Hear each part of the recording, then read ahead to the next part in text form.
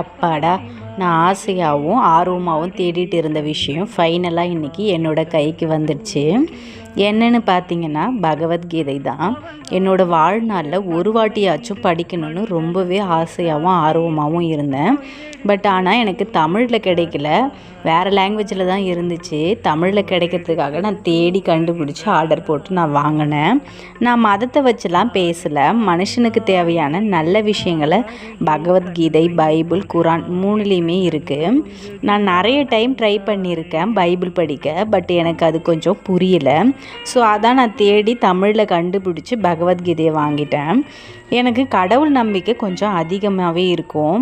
So இது மூலமாக நம்ம லைஃப்க்கு ஏதாச்சும் தேவையான நல்ல விஷயத்தை தெரிஞ்சுக்கலானும், ஏதாச்சும் தப்பு பண்ணிட்டு இருந்தால் மாற்றிக்கலானும், ஏதோ ஒரு மாற்றம் நம்ம மனசுக்கு ஏற்படணும்னு ஒரு நம்பிக்கை.